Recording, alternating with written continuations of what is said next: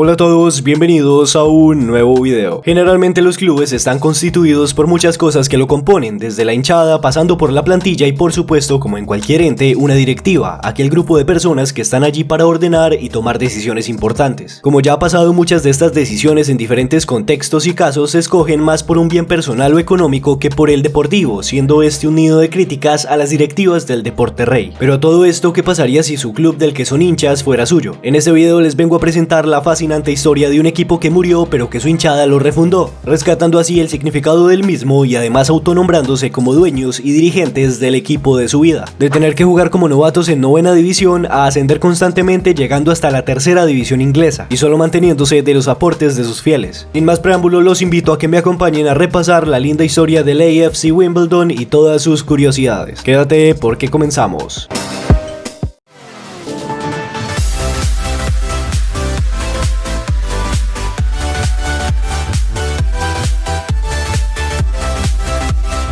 La historia empieza no con este club precisamente. Como ya lo dijimos, este club tuvo una refundación que hicieron sus aficionados, por lo que antes de esto se trataba de un club tan normal como cualquier otro, aunque bueno, eso es debatible. El equipo original era el Wimbledon Football Club, un equipo local de la misma ciudad londinense que era de los mejores incluso para su tiempo. Apodados como The Crazy Gang, este equipo tuvo hazañas bastante memorables, tanto futbolísticas como en otros aspectos. Su apodo provenía de que este equipo era popular por su excéntrica actitud dentro y fuera del campo, además de presentar un estilo menos común en el fútbol inglés. No me malentiendan, este equipo siempre fue modesto, pero para finales de los 80 y comienzos de los 90 se toparon con una época dorada en la que consiguieron cosas como lograr el ascenso a primera división en el 86 o ganarle al Liverpool una mítica final de FA Cup en 1988. Gracias a este repentino gran rendimiento del recién ascendido, su visibilidad fue mayor y lograron protagonizar aquella buena época de fútbol, también creándose una personalidad como club en donde era normal que los futbolistas se jugaran bromas pesadas entre sí o incluso a sus rivales, entre más locuras.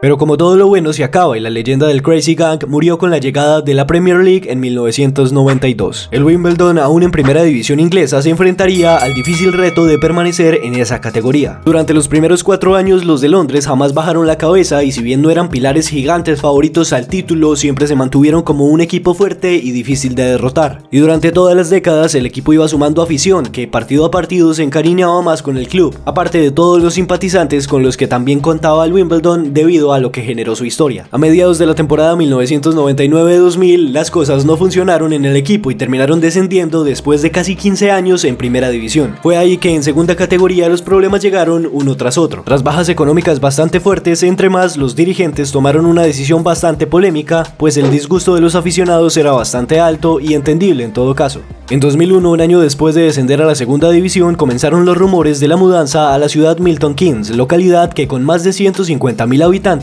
era la única de estas dimensiones que no contaba con un club de fútbol. La Football Association de Inglaterra autorizó el cambio en 2002 y el Milton Keynes Football Club comenzó su carrera en la Football League One, que es la tercera división. Todo porque la ciudad aprovechó un equipo bien posicionado pero con una crisis enorme, entonces lo compró y se ahorraron comenzar desde abajo. Más o menos ese fue el motivo del porqué del traslado, un traslado que básicamente fue una conversión a otro equipo, de otros colores, otras filosofías y otra localidad. Cualquier rastro de su identidad se habría esfumado y por esa razón los aficionados del Wimbledon dieron por muerto a su equipo. Lo bueno es que no se quedaron con los brazos cruzados.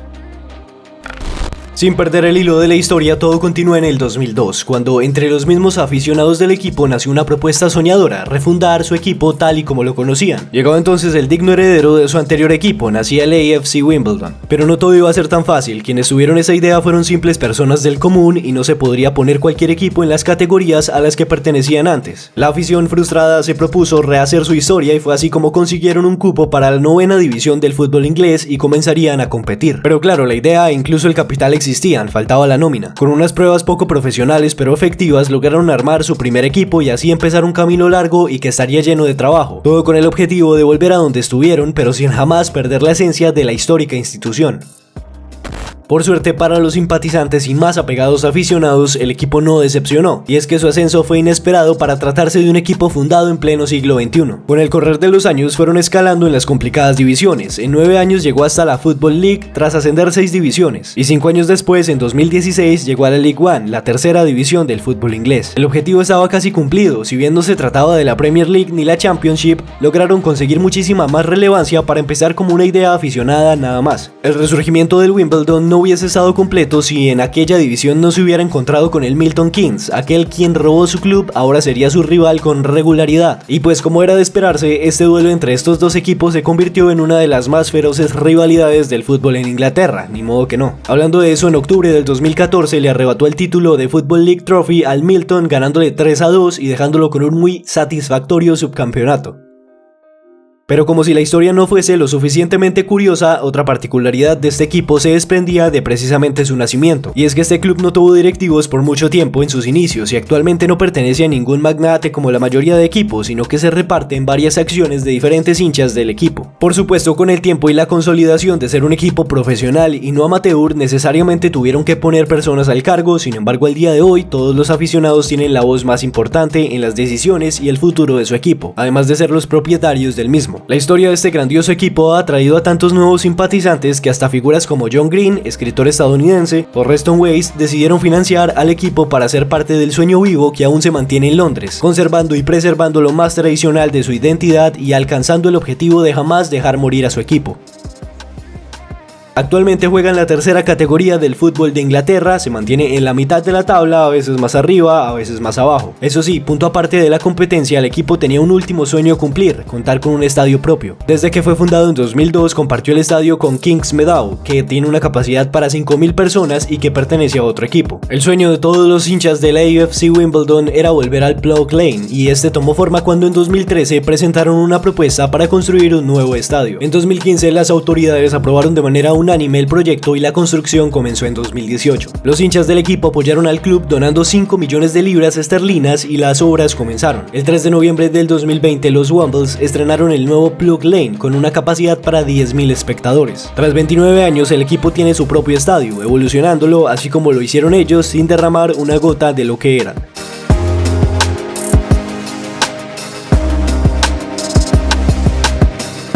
Una historia verdaderamente memorable, la cual valía la pena conocer, aquel sueño del barrio londinense que se tornó en realidad y que ahora pertenece en su totalidad a los aficionados del mismo. Como siempre me gustaría leerlos en la caja de comentarios. ¿Ustedes qué opinan de este equipo? ¿Lo ven ganando algo más y seguir escribiendo historia en un fútbol tan competitivo como lo es el inglés? Ya saben que los estoy leyendo y respondiendo. También quiero agradecerles a quienes se quedaron a conocer la historia completa de este equipo del que seguramente desde hoy todos seamos en menor medida simpatizantes. Espero que este video haya sido de su agrado, pero sobre todo que les haya parecido interesante. Ya saben que si quieren ver más de este tipo de contenido, la mejor ayuda es dejando sus interacciones, bien sean likes, en comentarios o suscribiéndose si es que aún no lo han hecho. Yo soy Chapas el Crack y nos vemos en la próxima.